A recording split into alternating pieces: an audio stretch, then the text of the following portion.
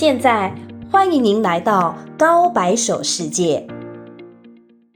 중국 지도자들은 5년마다 열리는 공산당 전국 대표대회에서 중국 공산당의 총서기와 당 군사위 주석이 된 후 전국 인민대표를 통해 민주주의 국가에서는 대통령 격인 국가주석과 군 통수권을 가진 중앙군사위원회 주석을 겸임하는 방법으로 권력을 장악해왔습니다. 하지만 세계적으로 유명한 중국의 지도자이자 개혁 개방의 설계자인 덩샤오핑은 중국의 국가주석이 아니었습니다. 그 이유에 대해서는 여러 가지 설이 있습니다. 첫째, 덩샤오핑은 중국 공산당의 원로이면서도 검은 고양이든 흰 고양이든 지만 잘 잡으면 된다고 주장할 정도로 경제 발전이라는 목적을 이루기 위해서라면 공산주의와 정반대인 자본주의 시장 체제의 도입마저 망설이지 않았을 정도의 실용주의자이기 때문입니다. 당시 덩샤오핑은 중국 공산당 총서기와 중앙군사위원회 주석이라는 실질적인 권력의 핵심 직위를 이미 장악하고 있었기에 외교권 말고는 큰 권한이 없는 상징적인 주석 자리에 연연하지 않았던 것입니다. 둘째, 자신이 국가 주석직까지 맡게 되면 가뜩이나 개혁 개방에 반대하는 당내 세력들과의 마찰이 더 커질 것으로 보고 다른 인물을 주석으로 대신 내세워 정치적인 안정을 도모한 것입니다. 특히 그는 천안문 사태에 대한 책임에서 자유롭지 못했기에 외교적으로 전면에 나서야 하는 주석은 부담스러운 면이 있었습니다. 셋째, 덩샤오핑은 문화대혁명 당시 반마오 세력이라는 오명을 쓰고 공장으로 쫓겨나 4년 동안 노동을 했습니다. 심지어 그의 큰아들은 홍위병에게 모진 괴롭힘을 받다가 2층에서 떨어져 영구적 하반신 마비가 되었습니다. 이처럼 덩샤오핑은 마오쩌둥의 독재로 인한 피해를 고스란히 겪었기 때문에 중공을 위한 집단 지도를 하는 정치 체제를 구축하기 원했습니다. 이로 인해 중국 공산당은 독재와 원로들의 간섭을 어느 정도 배제하고 원활한 세대 교체를 할 수 있었으며 시대 변화에도 비교적 빠르게 적응할 수 있었습니다. 덩샤오핑 사후에도 공산당은 착실히 그의 설계대로 움직였고 장쩌민도 후진타오도 자신들의 권력을 뒷세대들에게 넘겼습니다. 즉 시진핑이 지금처럼 주석이 될 수 있었던 이유도 중국의 지도자들이 덩샤오핑의 뜻을 존중하고 따랐기 때문입니다. 더불어 덩샤오핑은 시진핑의 은인이기도 합니다. 시진핑의 아버지 시중신은 중국 공산당의 초기 혁명가 중 한 명으로 당과 정부에서 높은 지위를 맡았었지만 1962년 대약진 운동 이후 마오쩌둥의 비판을 받게 됩니다. 그로 인해 시중신은 문화대혁명이 끝날 때까지 10년이 넘는 기간 동안 유배나 다름없는 생활을 하게 됩니다. 당연히 시진핑 가족들을 바라보는 주변 사람들의 시선과 태도는 차가워졌으며 문화대혁명 때는 다행인지 불행인지 반동의 자식이라는 이유로 홍위병도 될 수 없었습니다. 홍위병이 될 수 없으니 시골로 추방되는 하방을 겪게 되었고 그로 인해 16살 때부터 토굴에서 7년을 힘들게 살게 됩니다. 당연히 제대로 공부도 할 수 없었으며 씨 뿌리기, 석탄 캐기, 제방 쌓기 등 온갖 노동을 했습니다. 시진핑이 하방에서 풀려날 수 있었던 건 1978년 덩샤오핑이 시중신을 복권시켰기 때문입니다. 그 덕분에 시진핑도 베이징으로 돌아와 칭화대학교에 입학할 수 있게 됩니다. 시중신은 덩샤오핑의 측근으로 개혁개방, 독재 방지를 위한 인기제 등의 정책 도입에 힘을 쏟았습니다. 안타까운 건 시진핑 주석은 아버지 시중신이나 덩샤오핑의 길이 아니라 마오쩌둥의 길을 걷고 있다는 것입니다. 2018년 3월 전국인민대표회의를 통해 국가주석 3연임 금지 조항을 삭제했으며 2024년부터 세 번째 임기에 들어갔습니다. 호신타오 때까지만 해도 태자당, 샹하이방, 공청당이 치열하게 권력 투쟁을 하며 견제를 통해 최악의 부패는 막을 수 있었지만 이제는 더 이상 분권은 없는 시진핑 1인 체제가 된 것입니다. 심지어 공직의 연임 금지, 칠상파라 등 덩샤오핑이 만들어 놓은 규정까지 없애버렸습니다. 덩샤오핑이 후세들에게 남긴 중요한 외교 노선인 도광양회는 중국이 충분히 힘을 기르기 전까지 타국과의 갈등을 피하며 자국 내 발전에 집중하라는 뜻입니다. 하지만 중국은 국력이 강해지면 강해질수록 점차 잘랑 외교로 불리우는 늑대 외교를 강화해 왔습니다. 덩샤오핑 덩샤오핑의 가장 중요한 유훈인 집단 지도 체제와 도광양회가 호세들에게 모두 부정당하고 있는 것입니다. 이처럼 덩샤오핑이 남긴 유지와 호세 중국 지도자들이 가려고 하는 길이 달랐기 때문에 최근 10여 년 중국 내 덩샤오핑에 대한 언급은 갈수록 줄어들어 갔습니다. 하지만 요즘 들어 중국 경제가 점점 더 어려움에 처하기 시작하면서 덩샤오핑에 대한 시각이 달라지고 있습니다. 평소 마오쩌둥을 자주 언급하며 그의 길을 따르려는 모습을 보여주었던 시진핑조차도 작년에는 덩샤오핑 탄생 120주기를 맞아 다음과 같이 발언하며 그의 공적을 기렸습니다. 덩샤오핑 동지의 삶은 찬란하고 투쟁적이며 위대했습니다. 그는 당, 인민, 국가, 민족 그리고 세계에 탁월한 공헌을 했습니다. 그의 공적은 역사의 길이 빛나고 우세를 영원히 격려할 것입니다. 국민들의 애국심을 고양시키는 건 국가로서 당연히 해야 하는 일입니다. 애국심 없이 어떻게 국가가 존재할 수 있겠습니까? 다만 모든 문제에서 우리가 맞고 남들은 틀리다는 시각으로 접근하면 심각한 부작용이 발생합니다. 만주사변 93주년인 2024년 9월 18일 광동성 선전시에 일본 학교에 다니는 10세 초등학생이 44세 중국인 남성이 휘두른 흉기에 찔려 사망하는 사건이 발생했습니다. 중국 정부는 끝까지 범행 동기에 대해서 밝히지 않고 있지만 그동안 삐뚤어진 애국심 교육을 받으며 자란 게 원인으로 보입니다. 이 사건으로 인해 일본 해상 자위대 호위함 사자나미함이 호주, 뉴질랜드 함정과 함께 대만 해협을 항해했습니다. 자위대 함정이 대만 해협에 들어온 건 이번이 처음입니다. 중국 입장에서는 삐뚤어진 애국주의자 한 명 때문에 중국의 안보가 위협받는 일이 발생한 겁니다. 아직까지도 중국 동베이 지방에 가보면 10대에서 20대 젊은 중국인들 중에서도 일본은 무조건 나쁘다, 복수해야 한다고 생각하는 사람들이 적지 않습니다. 물론 중국 입장에서는 침략을 받았기 때문에 일정 부분 이해가 갑니다. 하지만 중국이 한국을 침략했던 일에 대해선 전혀 미안하다고 생각하고 있지 않습니다. 내가 당하면 억울한 일이고 내가 행하면 마치 정의로운 일이라도 했다는 것처럼 생각하는 것 같습니다. 더불어 20살 초반 젊은이들한테도 왜 한국은 북한과 사이가 나쁘냐면서 한국은 형제끼리 서로 잘 지내려는 노력이 부족하다는 내용의 훈계도 종종 듣게 됩니다. 중국과 관련된 일에 대해서 언급하면 내정 간섭이라며 분노를 표출하는 사람들이 남들에게는 당연히 그렇게 훈계질을 해도 된다는 듯이 행동하는 겁니다. 내로남불의 정점이라고 볼 수 있습니다. 더불어 저 10살짜리 아이가 중국을 침략했던 것도 아니고 저 아이의 부모가 중국을 침략했던 것도 아닙니다. 심지어 엄마는 중국인이었습니다. 만약 여러분들의 조상이 살인자라 여러분의 자식이 누군가에게 살해를 당해야 한다면 받아들일 수 있겠습니까? 통일성은 국가를 유지하는 데는 큰 도움이 되지만 그로 인한 사회의 획이라는 국가의 장기 성장을 막는 큰 장애물이기도 합니다. 즉 독재를 통한 안정을 추구했기에 지금까지 발전할 수 있었지만 이제 중국의 한 발 더 내딛기 위해서는 중국식 특색 사회주의와 중화사상 안에 다른 민족의 좋은 문화와 제도를 적극 수용하고 사회의 다양성을 받아들여야 합니다. 사회가 한 단계 더 진보하기 위해서는 더 많은 생각의 자유와 창의력이 필수적이기 때문입니다. 만약 중국의 주장대로 공산주의와 중화사상이 그렇게 우수했다면 지금처럼 인당 소득 1만 달러대의 중진국에 머무르지는 않았을 테니까요. 중국의 지난 30여 년간의 고속 성장기는 많은 중국인들을 부자로 만들어 주었습니다. 끝없이 올라갈 것 같은 부동산 가격에 기대어 미래 소득을 마치 현재 소득인 양 소비해온 인민들도 많습니다. 하지만 부동산 시장 침체라는 심각한 겨울이 닥쳐오자 중국 사회는 사회 안전망이 부족한 중진국이라는 것을 다시금 깊게 깨닫게 되는 인민들이 점차 늘어나고 있습니다. 중국이 고도 성장기였을 때 인민 복지로 눈을 돌리고 교육, 의료 및 국가 장기 발전을 위한 투자를 하지 않는 대신 미국과의 패권 경쟁, 내부 치안 강화와 통제에 중점을 둔 중국의 선택이 이제 그 대가를 치르고 있는 것입니다. 덩샤오핑은 1978년 11월 싱가포르를 방문해 발전한 모습을 둘러본 후 내 꿈은 중국의 싱가포르 같은 도시를 1000개 세우는 것이라고 발언했습니다. 당시 덩샤오핑이 싱가포르에서 본 건 독재와 일정 부분 언론, 인권을 제한한다고 해도 충분히 경제를 발전시킬 수 있다는 하나의 발전 모형이었습니다. 그리고 다음 달인 1978년 12월 덩샤오핑은 중국 공산당 제11기 중앙위원회 제3차 전체 회의에서 개혁개방 정책을 공식적으로 발표합니다. 물론 그 이후 1989년 정치적인 사태가 발생하고 1991년 대단했던 소련이 무너지면서 중국 권력층들 사이에서는 개혁개방에 반대하는 사람들이 크게 목소리를 내기 시작했고, 이에 개혁개방 정책은 큰 어려움에 처하게 됩니다. 하지만 덩샤오핑은 1992년 남순 강화를 기점으로 개혁 반대파들을 물리치고 다시 경제 발전에 매진할 수 있었습니다. 그리고 당시 국제사회의 냉정한 현실과 서구 사회의 강대함을 확실하게 느낀 덩샤오핑은 외교와 안보 담당 책임자들과의 담화를 통해 24자 전략이라는 중요한 외교 정책을 남깁니다. 먼저 24자가 발표되었고 나중에 4글자가 추가되어 최종적으로 총 28자가 되었습니다. 간단한 내용은 냉정하게 관찰하고 내부를 안정시키며 침착하게 대처하고 빚을 감추며 기다리고 겸손을 지키며 우두머리가 되려고 하지 않고 반드시 해야 하는 일만 나서서 해라입니다. 만약 덩샤오핑 이후의 중국 지도자들이 그의 뜻을 충실히 따랐다면 애초에 미중 패권 전쟁은 시작되지도 않았을 겁니다. 어쩌면 2040년 정도에는 경제 규모로 미국을 넘을 수도 있었겠죠. 24자 전략 중 우리에게 가장 유명한 말은 바로 도광양회입니다. 빚을 감추고 때를 기다려라. 뭔가 무협 소설에 나올 만한 이야기죠. 나간중의 삼국연의에서 유비가 조조의 감시 아래 농사를 지으며 때를 기다렸던 일화도 역시 도광양회라고 볼 수 있겠습니다. 흥미로운 점은 지금 덩샤오핑의 24자 전략에 대해서 아는 중국인은 거의 없다는 것입니다. 사실 도광양회를 아냐고 물어봐도 그게 뭐냐고 되묻는 중국인들이 태반입니다. 우리도 1990년 초 정부가 발표한 정책, 캐치프레이즈 같은 걸 거의 기억 못하긴 하죠. 다만 우리는 자연스럽게 시간이 흘러서 잊혀진 거라면 덩샤오핑의 24자 전략은 중국 지도자들에게 환영을 받지 못해 의도적으로 잊혀진 정책이라고 볼 수 있겠습니다. 24자 전략은 결국 함부로 나대지 말고 조용히 힘을 키우라는 뜻인데, 사람이라는 게 칼을 차고 있으면 한번 휘둘러 보고 싶고 권력을 가지고 있으면 사용해 보고 싶은 존재이기 때문에 덩샤오핑 이후의 최고 영도자들은 중국이 강해질수록 중국이 가진 힘을 사용해 보고 싶은 욕망을 주체할 수 없었을 것입니다. 그러니 24자 전략이 인민들에게 회자될수록 자신이 하는 일이 덩샤오핑의 유지에 반하는 행동이 되는 것이기에 애써 무시해왔던 것입니다. 최근 들어 중국의 외교 방향은 잘랑 외교입니다. 전쟁 늑대 외교. 덩샤오핑 때하고 비교하면 180도 전환이 된 거죠. 중국몽은 중국 공산당 제10차 전국 대표 대회 개최 이후 시진핑 총서기가 제시한 중요한 지도 사상과 중요한 집권 이념으로 2012년 11월 29일에 공식적으로 제안되었습니다. 중국몽을 중화민족의 위대한 부흥을 실현하는 것이고 근대 이래 중화민족의 가장 위대한 꿈으로 정의했으며 이 꿈은 반드시 실현될 것이라고 표명했습니다. 물론 중국의 최고 지도자 입장에서는 도광양회처럼 숨어서 힘을 키워야 한다 보다는 나를 믿고 따라오면 내가 좋은 국가를 만들겠다가 훨씬 말하기도 좋고 지지를 받기도 수월하겠죠. 그래서 우리는 원래 위대한 문명이었다. 다만 청나라 때 국력이 무너져 몇백 년 동안에 치욕을 당했던 것뿐이다. 이제 우리의 국력이 다시 강해졌으니 세계 최강대국에 걸맞는 대우를 받아야 한다. 우리의 원래 자리를 되찾아야 한다. 중국 공산당을 지지하면 우리 모두 더 강해지고 잘 살게 될 수 있다며 교육기관과 언론을 통해 세뇌시키는 거죠. 당연히 중국 인민들 입장에서는 나는 그냥 가난한 국가의 보통 사람이라고 생각했었는데 사실을 알고 보니 우리나라와 나는 대단히 훌륭한 존재였다고 하니 얼마나 듣기 좋겠습니까? 그러니 점점 내가 속한 우리가 원래 대단했었고 중국 문화 역시 세계적으로 인정을 받는다는 주장을 점점 더 믿기 시작하는 거죠. 나치 이데올로기의 핵심은 아리아인 우월주의인데 중국의 중화사상 역시 비슷한 맥락입니다. 중화사상에 따르면 중국을 제외하면 모두 오랑캐이기 때문입니다. 더불어 중국은 거기에 한 수를 더 떠서 중국 문화마저 세계에서 가장 우수하다는 믿음을 가지고 있는 것입니다. 중국의 한복은 중국의 복식이고 김치가 중국의 음식이며 한국 문화는 전부 중국을 베낀 것이라는 주장을 왜 하겠습니까? 분명히 세계에서 가장 뛰어난 건 중화 문명인데 자기네들 문화는 인정을 못 받고 오히려 한국 전통 문화와 대중 문화가 각광을 받으니 한국 문화는 원래 전부 자기네들 문화라고 해야 중화 문명이 세계에서 가장 뛰어나다고 주장했던 것이 틀리지 않게 되기 때문에 그런 거죠. 그리고 중국 안에서 한국 영화, 드라마, 노래들을 듣지 못하게 하나영으로 막고 있죠. 안 막으면 우리가 위대한 중화 문명이라고 하더니 사실은 별거 아닌 것이었구나 라고 생각할 수 있으니까요. 요즘 중국에서도 VPN을 사용해서 한국 콘텐츠를 볼 수 있는데 하나영이 무슨 소용이냐고 생각할 수 있습니다. 하지만 만약 하나영이 없었다면 중국에서 한류의 인기는 10배 이상이었을 겁니다. VPN을 사용하는 중국인이 그렇게 많지 않습니다. 대부분 해외에서 유학하다가 귀국한 중국 유학생들이 유학생활 중 사용했던 SNS 때문에 쓰는 경우가 많을 뿐 대다수의 중국인들은 국가에서 허용하는 것들만 보면서 평생을 사는 겁니다. 그동안 중국 인민들은 중국이 미국과 맞먹는 세계 강대국, 위대한 중화 문명의 나라로 교육받아 왔기 때문에 외국에 가면 당연히 환영을 받을 것이라 생각해 왔는데 실제로는 중국에서 온 중국인은 나를 잘 대우해주지 않기 때문에 그게 부당하다고 느끼게 되는 것입니다. 쉽게 이야기해서 잘 대접해달라는 거죠. 하지만 중국은 정치제도, 경제제도, 사고방식 등 여러 방면에서 글로벌 스탠다드와 거리가 있는 경우가 상당히 많기 때문에 자신들의 방식이 마치 최고인 것처럼 강요하면 안 되겠습니다. 오늘 영상은 여기서 마치겠습니다. 시청해주셔서 감사합니다.